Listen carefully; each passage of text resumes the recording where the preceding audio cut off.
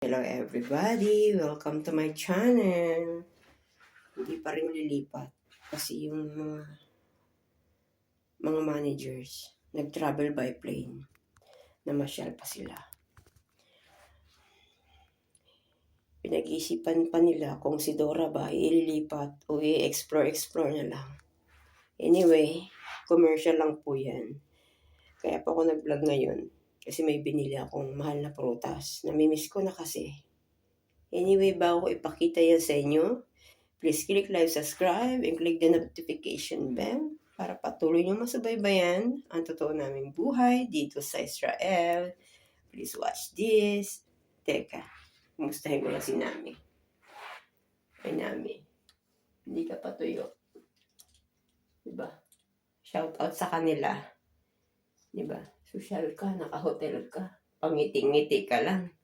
Ako, naka-hotel ako. Pangiwi-ngiwi na sa pagod ng kamay ko. Nasugatan na naman ako. Kasi, partnera na ng bagong Sri Lankan para sila matuto. Ayan. Bumili ako ng prutas. Buksan natin. Panoorin niyo po. Itong prutas na to, nabibili ko lang ito sa kapag may puno ng halagang 20 pesos, 30 pesos. Siyempre, mahal na ang bilihin din sa atin. Namimiss ko po kasi yung prutas sa atin. Kaya gusto ko rin magbakasyon. Rambutan. Ewan kung may rambutan sa pag-uwi ko. Ito, isipin ko na lang 100 pesos. 100 shekel. 1,500.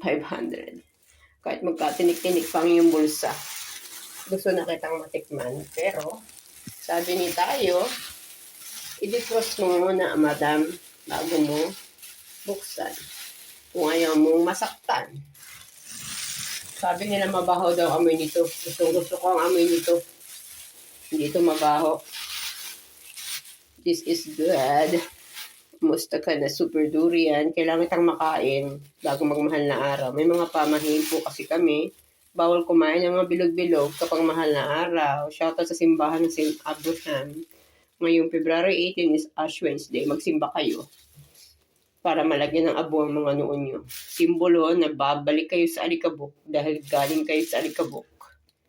Ayan. Siguro ang laman nito 6.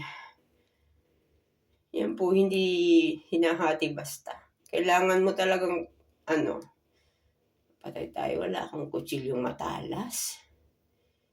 Matindi ito. Parang ito yung ginagamit sa panahon ng digmaan, ibinabala sa kanyon. Pag tinamaan ka, sakit.